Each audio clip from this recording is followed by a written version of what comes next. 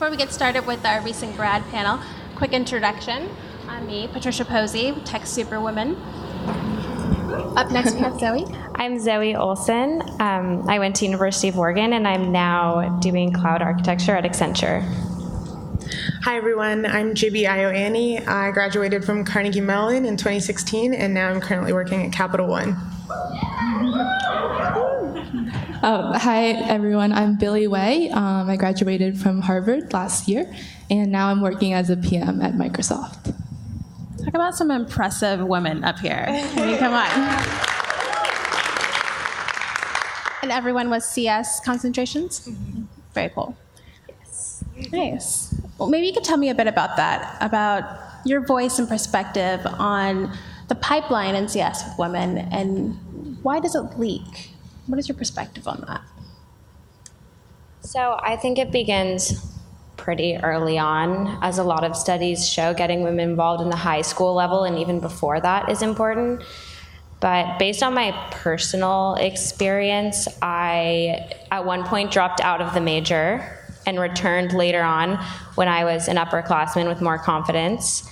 And also I returned through connecting with national organizations that highlight what other women are feeling and that highlight the importance of staying in the major and kind of forming that community that I didn't have in my school.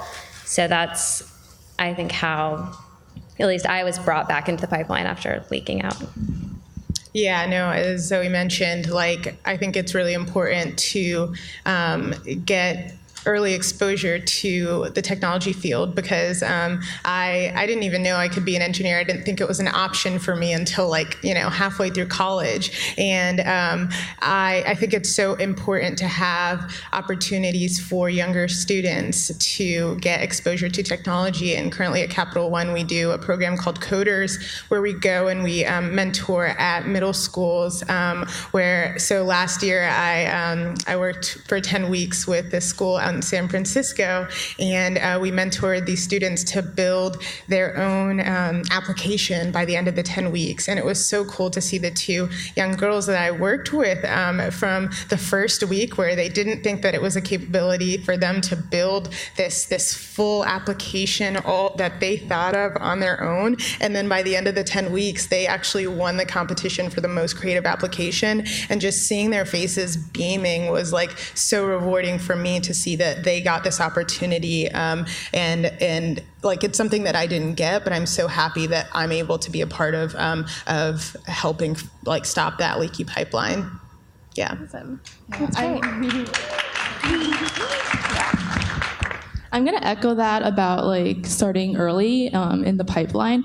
I went to a high school where there was no CS education. There was no option to take computer science.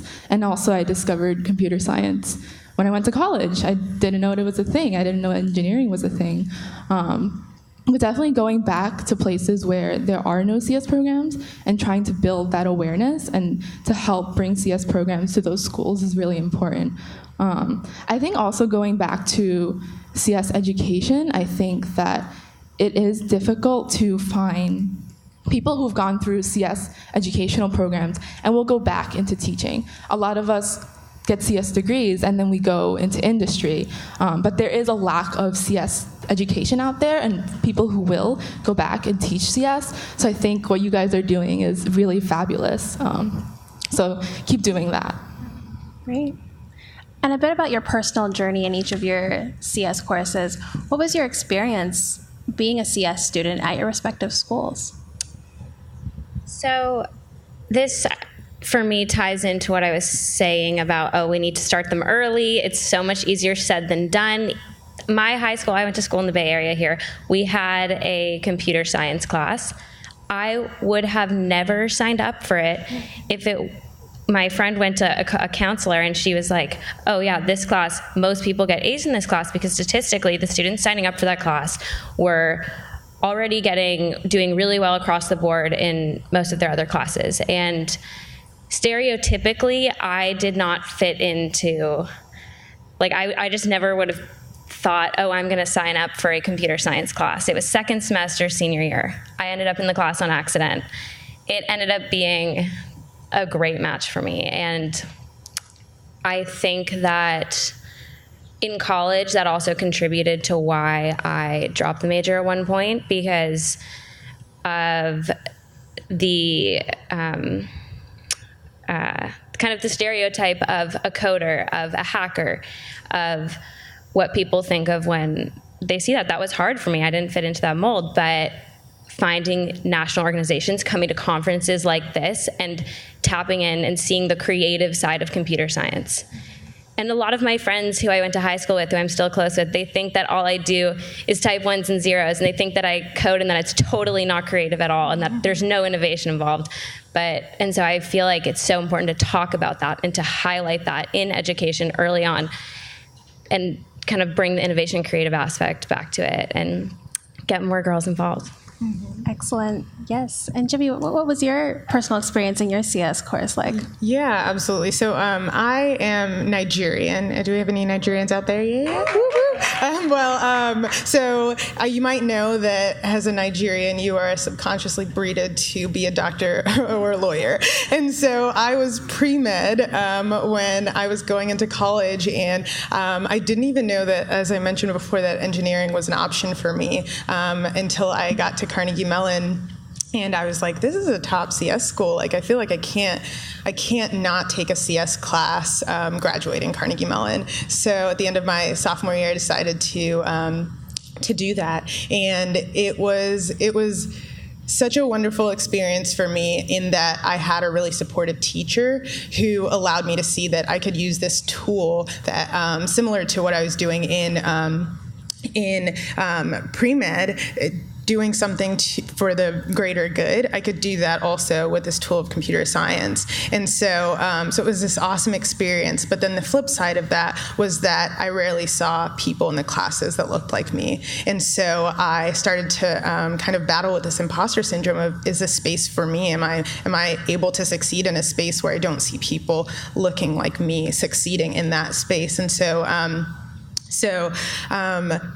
graduating and then going into the corporate world, that was something that I saw reflected in the real world as well. Like, not seeing people who look like me, like Black female engineers, like, feels like I'm a unicorn. Like, I know we're out there, but I don't see it. And so, like, anecdotally, it hasn't always felt like an area where I could succeed. But I think, again, like, looking at that pipeline and being able to go back to where the issues are and, like, fixing that is where we're able to do better in this space. And I think that we're working on that, and it's a problem, but it's something that we can always do better at, and that's coming alongside each other and supporting each other and having mentors and having people who support in forums like these. So that's been my personal experience.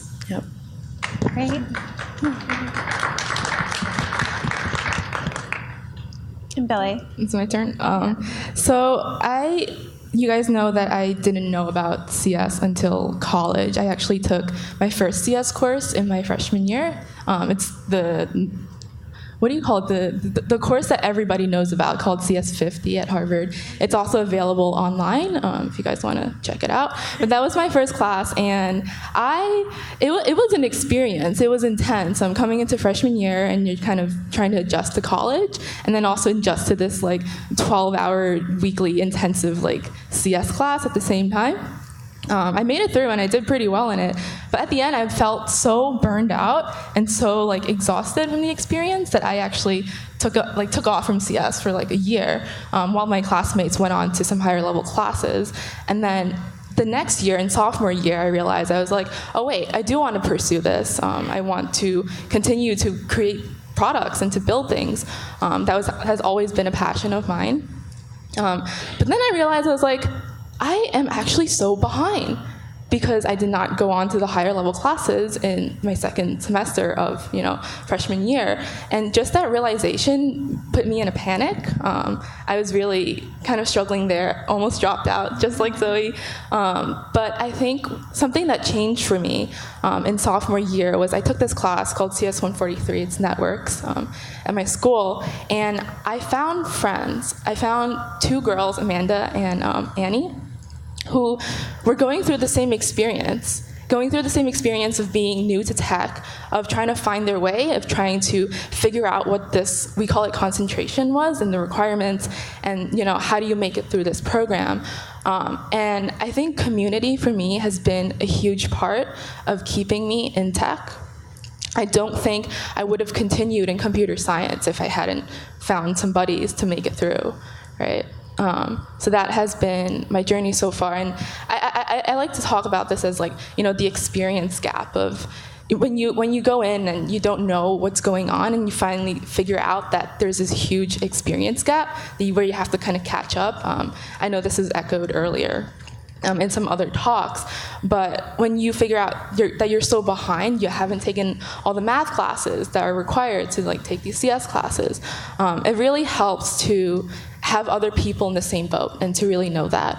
And the WICS community, the Women in CS community that was formed at Harvard a couple of years before I got there, also really helped keep me in tech, because there were senior women who would reach out and be like, this is an opportunity, you can apply to this, and things like that. So part of my work in Harvard, in my final 2 years, that's when I really started getting on the bandwagon and kind of knowing how things worked, was to really just pass that on to women who were coming after me and had the same struggles as I did, had the same feelings of being an imposter and not knowing what's going on, and struggling with that. So part of that work has been to just kind of pass that on and make sure other people don't feel the same sense of lostness and confusion as I did, and that they can more quickly work through those challenges. Well said, Billie. I couldn't agree more, and it sounds a lot like each of you are touching on what brings you back into CS, or what keeps you in CS as an industry. Has to do a lot with community. And I know there is a bit of intersection on our stage. Zoe, could you speak a little bit about the diversity issues at your school, and how not feeling like you had that community? How did you go about finding that community, and how did that tie in with our other panelist, Billie? So I noticed at University of Oregon, there was not a lot of exposure to the kinds of opportunities available to you that computer science can give you. And what we see here, and especially in the Bay Area, is that you can go into any industry with this kind of education. It's right now pervasive in every single sector. And that kind of visibility just wasn't there at the time. And for me, I had that here. I had some connections with people here that helped me see that, and I had a lot of support that way. But also going to these national conferences is where I kind of saw that visibility, and it was a huge game changer for me. It was eye-opening. And I attended Harvard's WeCode conference, which is what Billie organized. And that was incredible because I thought to myself, wow, I could do this. This is students like me organizing this huge event that's showing all these other women and other students the kinds of opportunities that are available, and what changes we can make to kind of make those more available for people. And I went back to my school, and I just felt so passionate and ready to go, and I decided to organize a conference myself, and we called it Tech Together, and I got a bunch of other girls involved, and it really kind of formed a lot of bonds on campus and got a lot of other women involved. And we had some girls come too who weren't involved in computer science at all, and that this kind of made it more of a thing on campus. It made it more visible, and it attracted more people to the major. And we had decent attendance, and we had, I don't know, I thought it was really successful, and it kept me really motivated and inspired. That's great. I love the intersection there, and then meeting here again. Yeah. And Jibby, could you speak a little bit about community? I know you've mentioned, working with people, getting earlier exposure to kids with CS and computer science, and seeing more people in the room who look like you. Could you speak to a bit about how community is important and how it's been instrumental in keeping you on the path forward? Yeah, absolutely. At Carnegie Mellon, like I said, there were a few people who looked like me, and I think there were about, in total, the stats were 115 Black women in Carnegie Mellon of 6,800 people. It's 1%. And so, and you can imagine how much smaller that percentage would be in CS, which those stats are hard to find.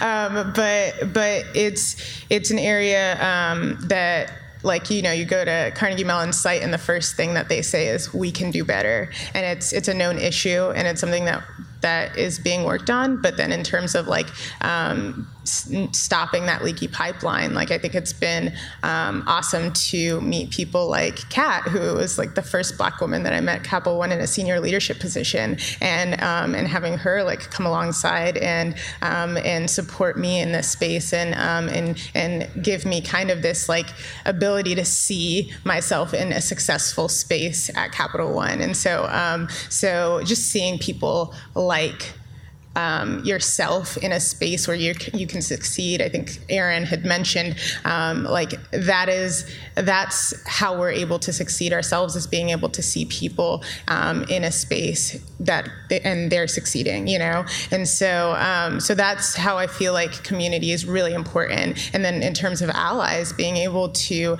support minorities in this space, in the technology space, is so important. And being an ally and listening to what the issues are, and not only focusing on the numbers, but then also focusing on allowing people to succeed in this space, and making sure that there is this retention, because yes, you can get Black women, you can get minorities in the technology space, but if they're not able to succeed in that space, then we're losing out on this opportunity. So I think it's really important as an ally to listen and come alongside and help support in minority communities. Thank you. Yeah. And Billie, could you speak to how schools and companies can connect with women and reach out to women and reach out to these other groups that they maybe wouldn't have otherwise? I know that at some point with Harvard, it's a very well-known school. People are known to go there. Companies are known to recruit there. What are your thoughts on that school being so prominent and the opportunities of other schools? Yeah, something I noticed from just meeting a lot of people during some of my tech internships was that these companies, a lot of well-known and big companies, tend to gravitate towards schools like Harvard that have that big name. And I met a couple of friends from less well-known schools, like state schools, like the College of New Jersey or Binghamton University in New York, who actually had very difficult time finding tech internships because a lot of these companies wouldn't know about their schools or wouldn't go to their schools.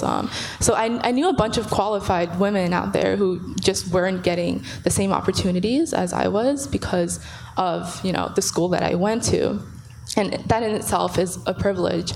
But I think companies need to do a better job of identifying all these different schools, like state schools, city colleges, where there are talented engineers and there are talented women who can make it in tech, and really go and make that investment to go out to those colleges. I don't think the only people who will succeed in tech or the only places that we should recruit are these big name schools. I think people out there deserve more opportunities.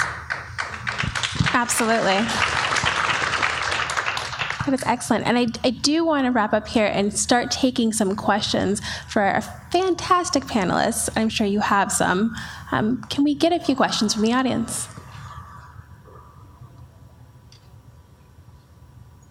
Molly's running the mic.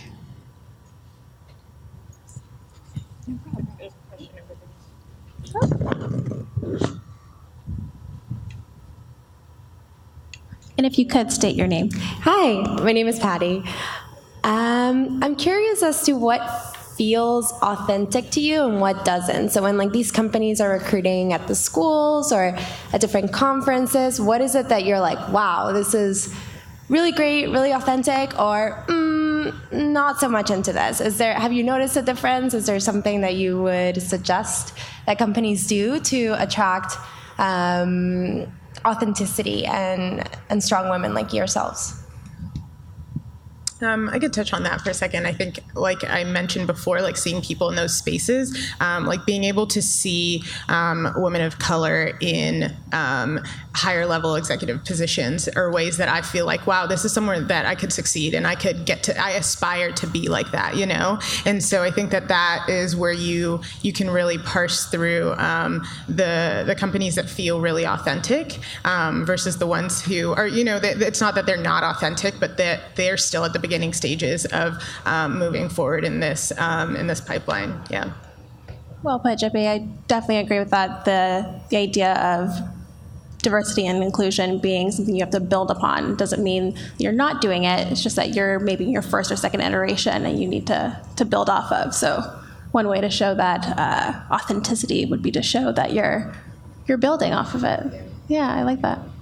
Thank you. I know this one. Sarah has a question. Hi, I'm Sarah.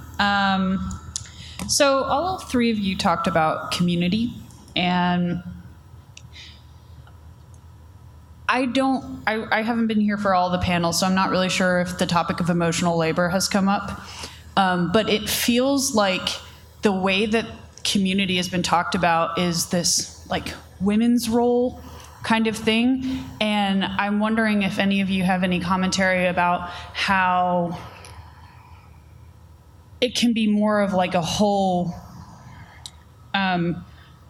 community being something that's actually valued at a company. So if you're putting on events, if you're putting in the work to actually build community, that you get rewarded in some way. So it's not just this additional labor that you're doing that goes unpaid, that's like, yeah, I'm making friends and I'm doing all this, but I feel like often that's shunted to women and then not ever recognized or compensated.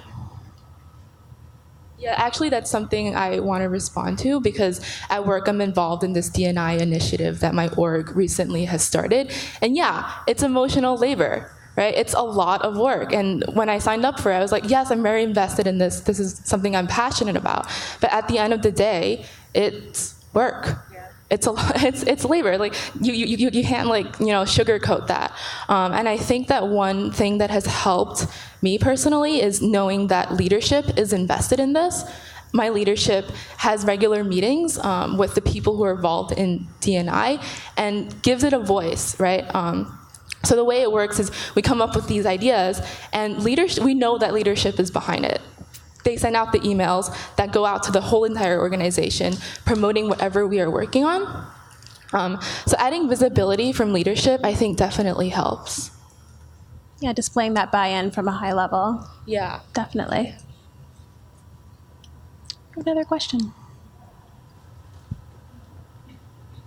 Hi, Hello. I'm Mickey.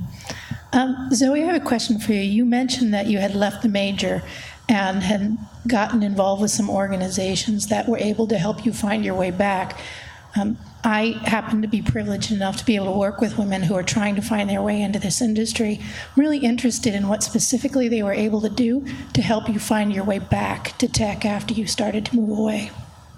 So for me, at my school at Oregon, the major was really small, and I had gone to some WIX meetings, but those WIX meetings maybe had 3 people, and I just, at the time, I wasn't 100% sure about the major, had one foot out the door, wasn't really sure. It just didn't really fit for me. But I had the support from my family and from friends who helped me go to other colleges, and I went to Grace Hopper. I went to the NC WIT Summit. That was life-changing. That really focused on the social issues around computer science and how it is a social issue, and how kind of deep dive into the psychology behind that. And that was amazing. And, We Code also was more of a student perspective, which really helped. For me, it was the visibility. It was like, okay, I have to suffer through this major right now and feel alone so that I can have these opportunities after college. And so once I got back in, when I felt myself wanting to change my major again to something that was easier, to something that I felt like I fit in better, I would look up online, like, what's the nearest conference? Like, what can I go to right now? So I can just like visually see, okay, this is my next step, and like, this is how I'm gonna get there. And yeah, that's what kept me in, and that's what helped me.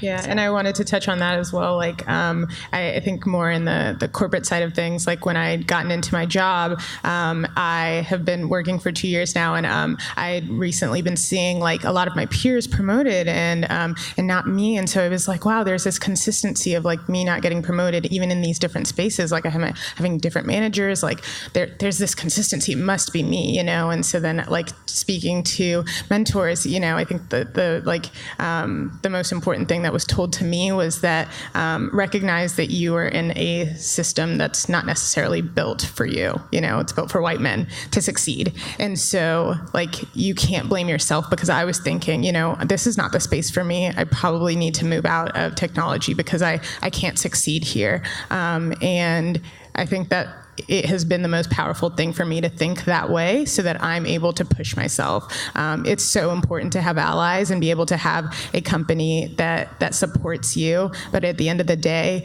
you have to know that the system is not built for us. And so, like having that community to support you, having like knowing that yourself, so that that's not the reason that you're falling out. You know, that's not the reason that you leave.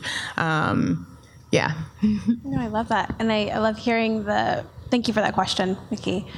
Love hearing the stories of how you get back up, or how you end up seeking that community when you notice you have that need. And it's something that Kat Posey, our founder, says, what makes women so incredible is our resiliency. And hearing your stories it's amazing. I'm so glad that you pushed through and created the communities and found those opportunities.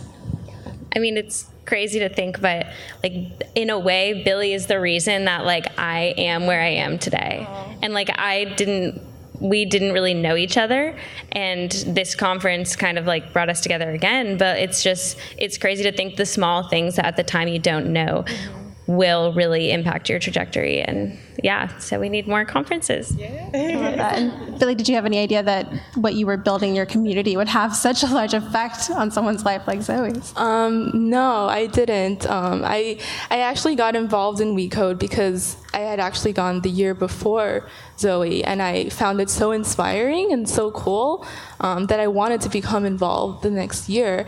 But the sense of, you know, having that huge impact I wasn't aware of that. I was just aware of, you know, this big conference I was running and I was very stressed about, and I hoped people liked it and learned from it. But that is really cool. It's kind of what Kat said about things coming full circle. Yeah, definitely. Really great. We have time for one last question. Hi, my name is Kim. I was wondering about when you guys do D&I, because I know sometimes we end up having to do that, and it's emotional work. And you're saying you have buy-in from the C-suite people. Do you actually have buy-in? Do you get money from them? I mean, is there any kind of compensation for you, or any money poured towards it? So I don't believe there's actually like compensation for individuals who are involved. I never thought of it from that perspective, but now that you mention it, maybe I should start thinking about it from that perspective. But no, there hasn't been like, you know, personal financial gain, for example, from working on D&I initiatives, but I do sense buy-in from leadership when they put their money where their mouth is. So we have gotten a lot of funding for events related to, specifically the part I work on is new hire D&I. I don't know if you guys consider this, you know, another diversity perspective, but when you enter a tech force that's been working for, you know, 15, 20 years, and you're this new person who's been working for 8 months, your perspective is very different, and you do need that D&I support. But there has been funding behind that. So I do consider that some buy-in from leadership. That's an excellent question. I definitely advocate for everyone, when you are leading those D&I efforts, you are raising up and lifting up the companies that you work for when you are a part of these groups and you do partake in these things. And so it's very important that you advocate for yourself, especially when you're in the negotiation room, to advocate for the fact that you are putting in this emotional labor and that you should be compensated fairly for it. Yeah, and I just wanted to touch on the fact that, so I just moved to San Francisco 8 months ago from our DC office, still with Capital One, and there were tons of, in McLean is where our headquarters is, so there are a lot more associates, thousands more associates than in the San Francisco office, which is pretty new, and so when I came here, I didn't realize that there was not a Blacks in Tech org already established at Capital One in San Francisco, and so that surprised me, and my peers as well. And so then we were like, well, why don't we have this? So we got together and we realized we didn't have the numbers to be able to establish a chapter in Blacks in Tech, for Blacks in Tech at Capital One in the San Francisco office, which was crazy to think that we had such a small, we only have like less than 1,000 associates or something like that, or in this this location. But we decided that this was something we wanted to do. So then during Black History Month, we